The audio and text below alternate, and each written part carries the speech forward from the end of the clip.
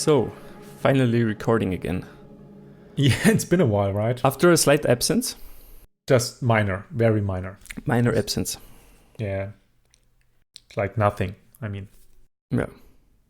I think also nothing really happened in between the last two episodes, so it's okay.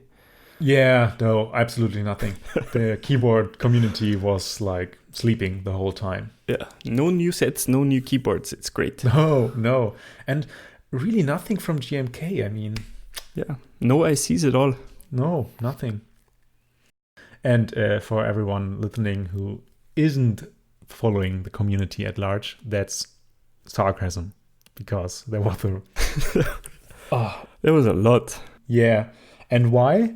Because someone whose name isn't going to be mentioned decided to do a public render farm, basically, where you can just put in colors and it renders your keycap sets with different boards. So, I mean, not comparable to high quality renders done by people like Oblotsky, but still, it's something. And suddenly there were like, I don't know, 20 ICs. It's pretty good, actually. I mean, for an IC, it's pretty good. Yeah, no, nothing against the technical stuff. It's really nice. But still, it's just like it made it so easy to get renders for your IC that suddenly everybody who could put in some colors thought he'd do an IC. And that seems to have died down a bit. Yeah. But for anybody listening, it's called keycaprenders.com. And you can go there and check it out. It's made by a fellow German keyboard person. And powered by my keyboard. I don't know what they pay for. Maybe the hosting. Probably. I mean, that's the expensive stuff. Yeah. But yeah, check it out. But really think if you want to make an SE. Because there are many. Yeah. Too many, I dare say. I mean, other publications in the field of keyboards already had problems getting everything fitted into their casting schedule, basically. There were so many ICs. That tells you something. Yeah. But on the upside, a lot of group buys actually went through. That's true. There were a lot of group buys that not only made MOQ, but crushed it. Yeah, really crushed it. I mean, we had like at least... Minimal and what else was there? Yeah, but Bento made 1,000 base kits, I think. Yeah. Over 1,000 base kits. Metropolis made over 1,000 base kits, I think. Minimal was 500 or something. Nines was close to 500 base kits. So, and that's all just GMK. So, that's really something. Lots of Reddit posting coming. And important, there's going to be a whole slew. But none of those were over mass drop. They were all just with the regional proxies, like my keyboard or Dixie Mac or I don't know, the others for the different regions. So that's, I think, some of the first times that actually happened. Yeah, it seems like the community is really exploding at the moment. Yeah, but I mean, it's really good. That it's an indicator that we have more people in the community. But I also think a lot of these sets were bought with the intent to flip later. You think so? Yes, I do. And I talked to some people, and it's not that outlandish. To think, but honestly, as long as it helps to either make MOQ or help to make the sets cheaper, I mean, yeah. What can you do? It's free market. I don't know. I always thought of sets to flip as how to say it, to be more specific in its style, because both minimal and nines is like very muted. I don't know, I always thought of like GMK sets that flip for high prices of being somewhat less minimal, like Serica recently or Olivia. Serica is kind of minimal, I think. I mean, it's black and white, black and whitish, with yellow highlights. I mean, the main reason, I guess, is you can have micons for it. So the Mito icons mods, and it has the Weeb legends or sub legends. I don't know if it's Hiragana or whatever it's called. Even the standard set like sells for a lot of money. Yeah, I don't know. It was just a thought that crossed my mind. yeah, not true, but Also, a lot if like a set sells 1,000, but good luck flipping, because there will be a lot of people who have it. Yeah, well, some people may join with the intent to flip without realizing how many sets are going to be sold, because sometimes the numbers sold are not always visible on the website or are published before the group buy ends and stuff like that. So, and I'm not saying that the main intent for people buying this thing was to flip. I'm just saying that the numbers might be a bit bolstered because people are rather joining for more sets than they want to keep, with the intent to later resell them. And even if you buy it now, the chance is high that at a later point, when the sets get actually released to customers and you have that flood of images on all the channels, that there always will be people who want to buy it, and sometimes there are not enough extras, and then you have basically bought extras, and then you can sell them even with just a slight upmark, basically, if it's a well-published set with 1,000 base kits, for instance. You can still make money off of it, maybe not as much as like $600 Serica base kit or whatever, but there's a chance. And I'm not saying it's bad. It's just, it helps make these sets a reality. So, and it's a buyer's, it's buyer's market. No, that's not the correct term. I mean, you as a buyer can control if you buy it or not. Vote with your wallet. I just wanted to throw out there, don't pay $600 for a keycap set. No, don't do it. If a board is attached to it, maybe, but not for the key sets alone. Well, let's move to the elephant in the room. Yeah, right. That was a long tangent. Probably not the last one for today, but let's get it on. What in the world was going on with us? There's a reason why we were gone for 9 months, and only part of it is laziness. It's there. It's there, but it might not be as important as you would think. I take most of the blame. I was fairly busy in the last couple of months. I wrote a master thesis that is now done, and generally life was busy recently. And you got a new job. Right. Beginning of the year already. Yeah, with the start of the year, I started a new job, and it has been taxing the first few months to switch basically to a new field and arrive at the new job. So this, combined with your timing issues and just other stuff that had to be done on both sides, it was just like we never found the time to properly schedule interviews, or just even a normal recording session, which we are doing now. As people probably noticed by now, this is not going to be an interview today. This is our first episode where it's just the two of us. Yeah. And so it also helped us to see that we might need to rethink our approach to this podcast and what we want to do with it and how we're going to do it. And so we decided to change the format a bit. This doesn't mean we won't have interviews like our first two episodes in the future.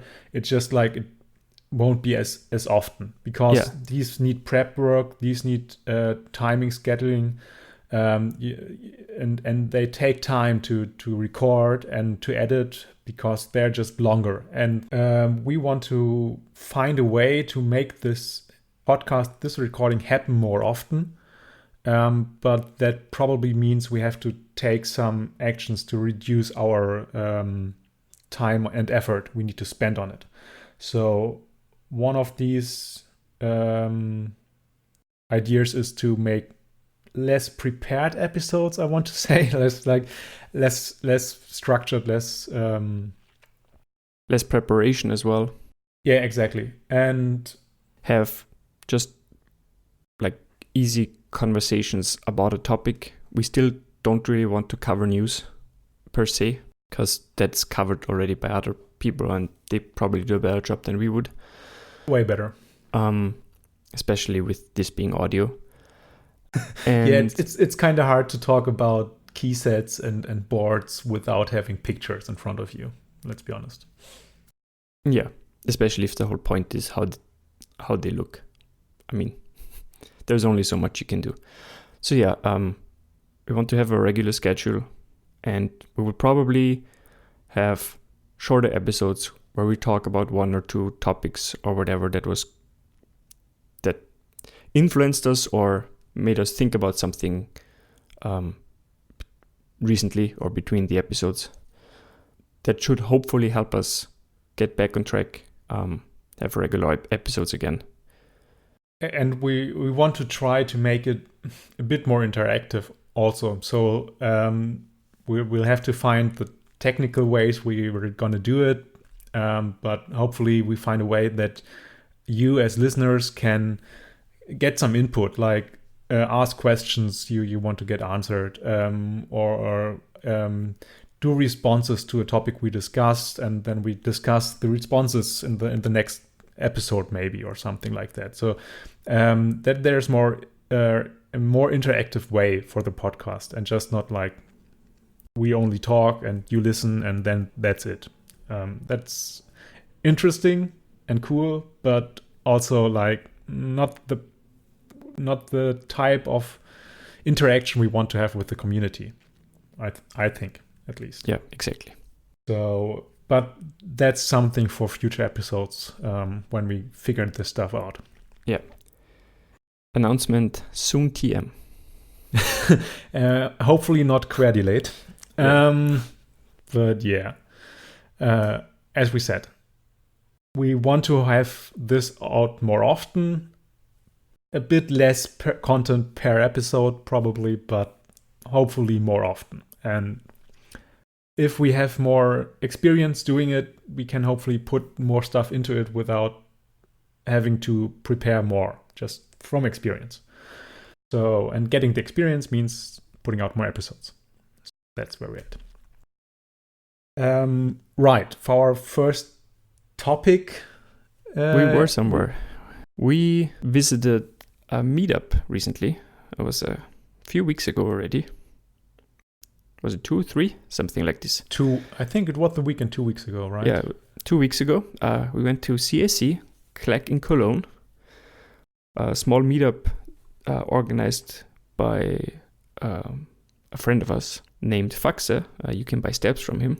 In Cologne, as the name suggests.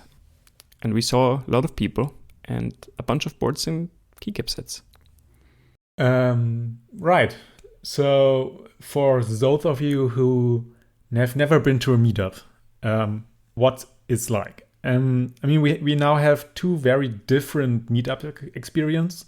Last year, we both attended Mechanicon, which is the biggest German/European meetup. I'm not honestly sure. I think it's the biggest in... Not sure about the European one. Yeah. Maybe the ones in London are bigger. I don't know. But it's definitely the biggest one in Germany. It's biggest one in Germany, and probably one of the biggest, at least in Europe. I think last Mechanicon last year was 300 people or something.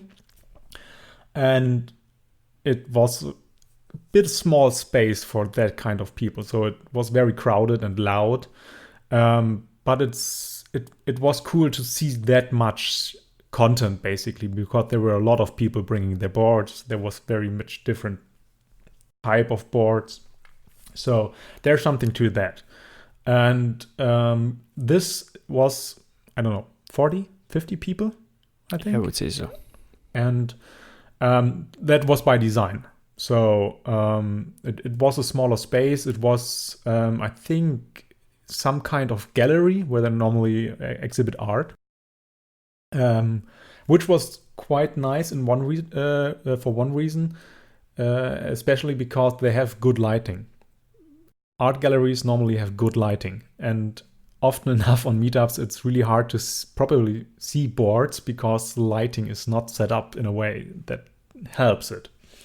In this case, it does, especially if you want to photograph boards.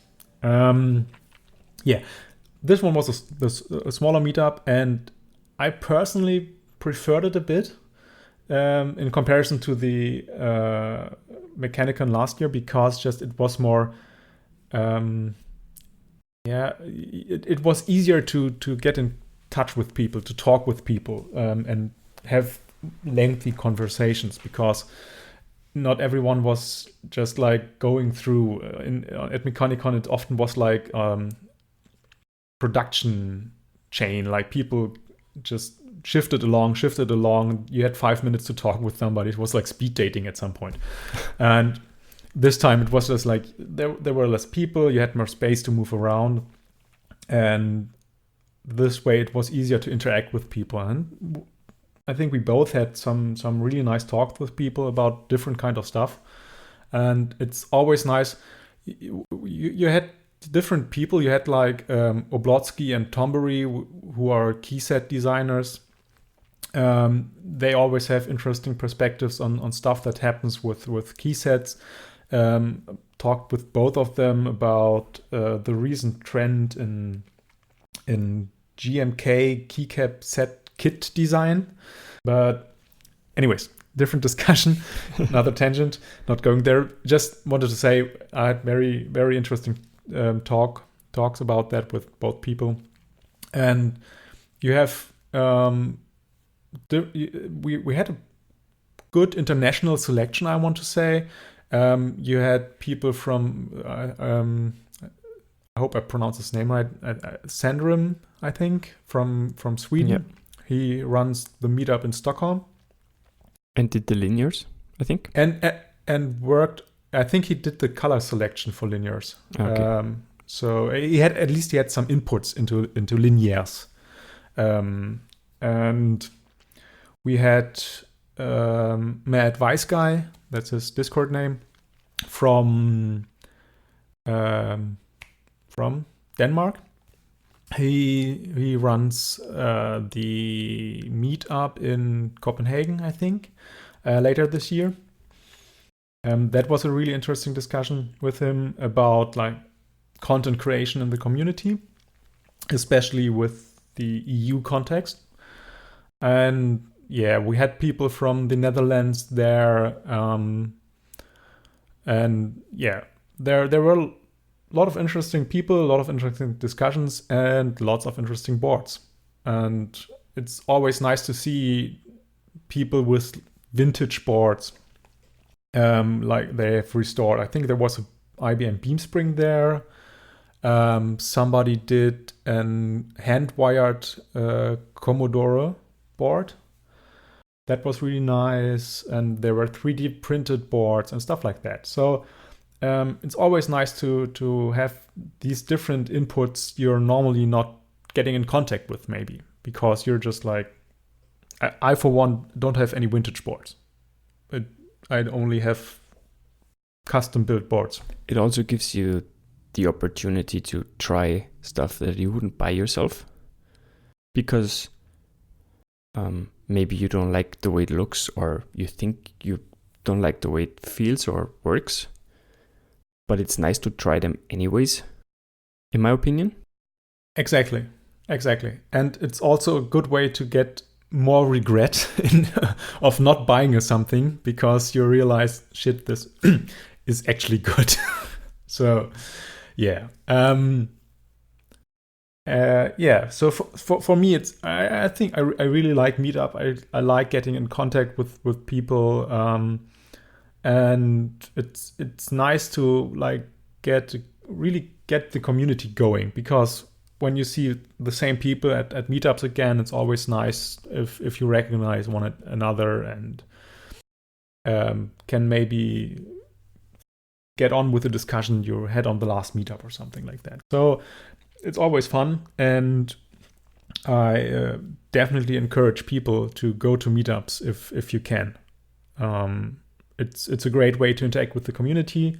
It's a great way to present what you did, what you made, and like you said, to try different things out you normally don't have the chance. Yeah. For. And for me personally, the personal aspect is more important than the keyboard stuff. True. Like the keyboard itself, I prefer having faces to names and just having personal interaction with people I talk online. And it has the side effect of I can just try whatever board is there that I've never tried. Yeah, definitely. I mean, it's the community part, right? I mean, it's always with different hobbies. It's you have a certain thing that binds you together, but interacting with other people about this content, about this type of stuff, is what's making the community. And I think that's why meetups are so an important part. Yeah. Also very lovely was that the people from My Keyboard EU, David and Julia, made the trip, and they even sponsored stand-up raffle basically, with stuff they had on them. So that was very nice. Did you win something? Yeah, I actually we both did win something, right? Yes, I think so. I did win a vial of Krytox 3203, which I now used to loop my red pandas with, which are built with red yocks, which I bought from My Keyboard EU. So yeah, the circle closes. Right. And I won after complaining online a couple of weeks before that I had way too many switches. I won 90 linears. So now I have even more switches. I have to buy keyboards, I guess. Yeah, obvious solution, right? If you don't have enough boards for switches, yeah, just buy more boards. Yeah. I also don't have enough keycap sets, I realized. And then you need more key sets. Yeah. It's a terrible hobby. Yeah, it really is. The loop has you. Yeah. Your wallet hates you. Always. So did you see anything at CSC that you feel like you want to talk about? Oh man. Let me first state that if anyone is interested in seeing the boards and people and the location we're probably going to talk about or have talked about, you can find the VOD of our live stream we did from CIC on our YouTube channel, which just took basically my mobile phone and just walked through it a bit, showed everything, showed people off, showed keyboards off it. Unfortunately, it was too loud and we didn't really have the equipment to do interviews, but it might give you an idea how it was, especially if you've never been to a meetup. Exactly. Link will be in the show notes. Exactly. So, what did I like? David from My Keyboard had an YTech, I don't know, is this K6? It's known as the Reuters board, and it's the board that the 909 colorway basically comes from, which is an cherry built battleship board basically. You have to see the pictures of it. It is giant. It's a ginormous. It has three LCD screens in the middle, and it's really nice. It's just like, and it has some really cool keycaps. And the main problem with it is that you need an additional box for it to work. and it's not that easy to find that box, and they can be locked with a master password. I think Thomas Chiroson22 on YouTube has a video about the board, and he presents exactly the problem with that you're basically locked out of the keyboard, which is just insane. Anyways, that was one of my favorites. It was also very cool that Max from Cable Car Designs was there, and he brought a lot of his prototypes from upcoming stuff, or stuff he's working on, at least. Like his macro pad he's working on, and other stuff. And those were just lovely to try out. And yeah. 2 weeks does a lot to my memory. But, well, also the culture we had after didn't help at all. But yeah, I think, like I said, I think the most I enjoyed was talking to people and getting different opinions and getting a feel for what's happening, what's running through people's mind. Like you said, the interaction with people was what I enjoyed the most. Yeah, similar. Yeah, for you? Same for me, actually. I like talking to a lot of people. And from the boards, I really enjoyed seeing the new Leopold FC660C, the silenced one. My keyboard.eu, they brought their new stock, or they brought one. They just received that the week earlier. So basically it's a FC660C Tope board. It's just factory silenced. It was nice to try that out. I loved trying Max's Prophet Proto and the macro pad. Some guy had a G80 1800, the same case that I have, and I always thought it was pretty crappy and I can never make this feel or sound anything good, and his was actually pretty good, so I guess I get working on that one day. Soon, TM. Yeah, I have to find a PCB for it, but it's a totally different story. Yeah, the Borsdorf Proto was also interesting.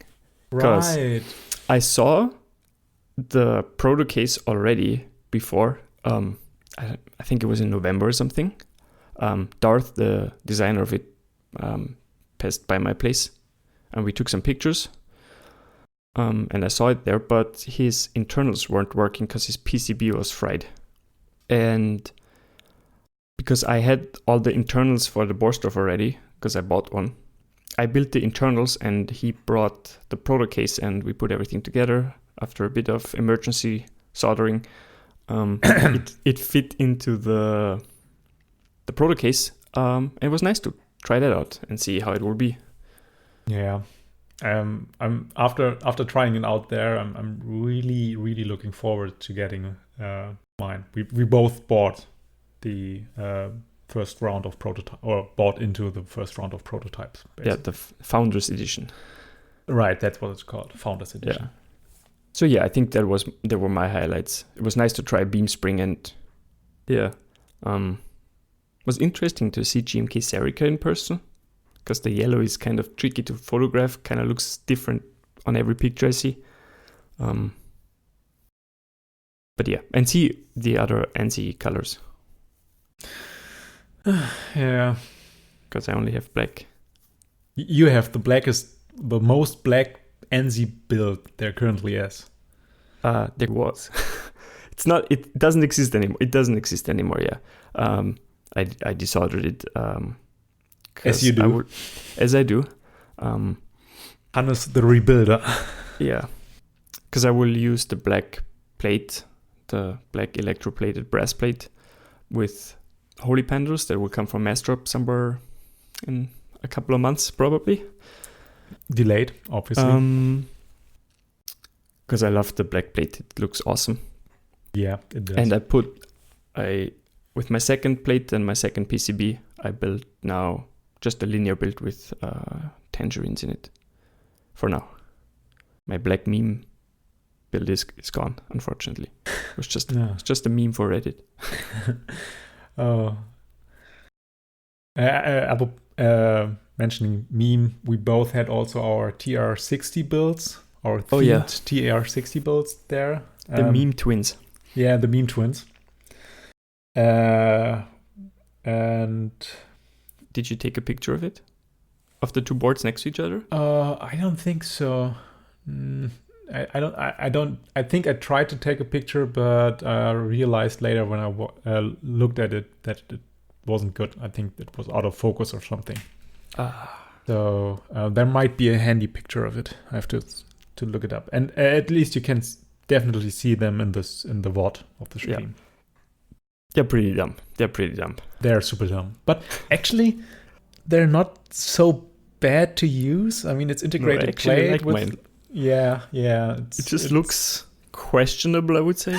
Yeah, especially with the RGB mod we did. Yeah. And both of them next to each other look even more questionable. Yeah, exactly. It's like, who is insane enough to build that way? Because it doesn't look too great. Obviously, us. But they're nice to use. So a bit self. With lots of dampening inside, it's actually decent. Yeah. And it's still really loud, but with dampening inside, it's okay. Yeah, it could be a lot worse. So there's that.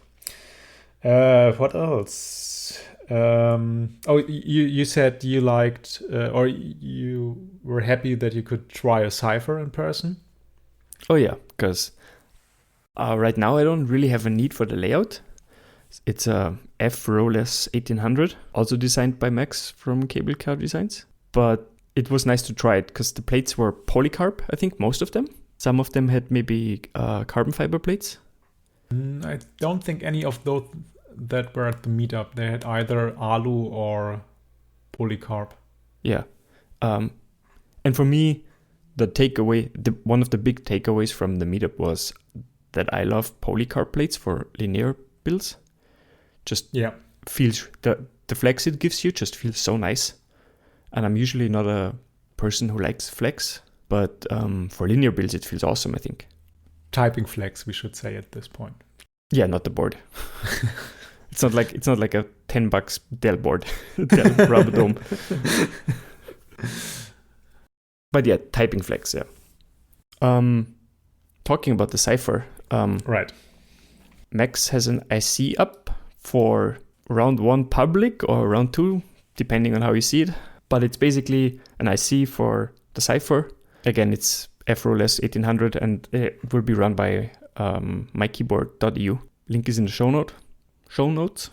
Yeah, it's really low. I think that's one of the interesting parts of it. Yeah. It was by far the lowest keyboard at the meetup. Yeah. I actually think it's so low that you can get away with, if you put SA caps on it, it's like it's a normal level. So it's like the keyboard is thinner than the caps. Yeah, exactly. And it's not low profile. It's still a high pro board. It's just exactly the construction is so low. It's definitely a low rider. And it's also the bezels are very, very slim, especially the side bezels. I think Max mentions in the IC he's doing them a little bit wider for the next. Yeah, he mentioned that in the comments to his IC as well. For the next round. It's not really a problem with the current run of boards, but he says it's easier to manufacture with a bit more width to them. And it's honestly, I really like the board because it's small, it's light, it's compact, like it's a really compact layout, but you don't miss a lot of keys. And yeah, it's light, so it can be used as a travel board basically. I think. Which, to be fair, is insane for an 1800 board. Exactly. Because if you compare it to your TX 1800, that's like a brick. You can kill somebody with it.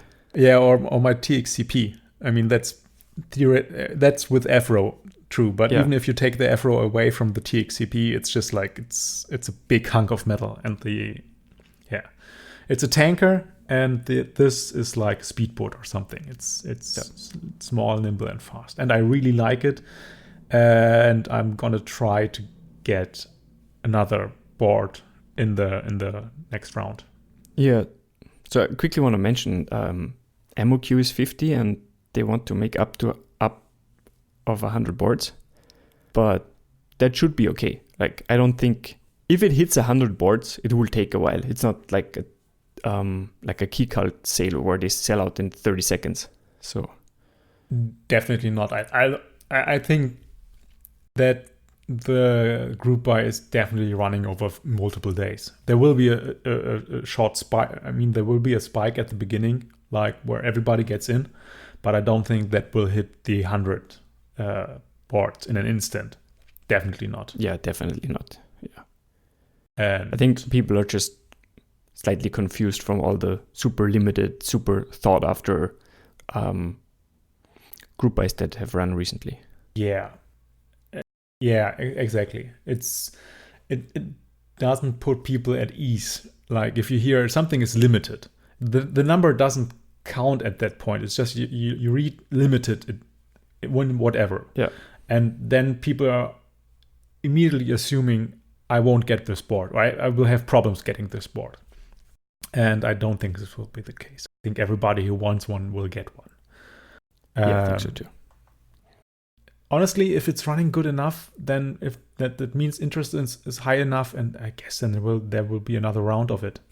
Yeah, we have seen this with all other or many other boards or keycap sets. If there's not enough interest for them, they come again. Yeah, and it's a really interesting layout. It's I definitely. I don't have a need for a numpad at the moment, so it's not really for me. But if you need a numpad and you want still a smaller board, I think it's like a pretty good deal.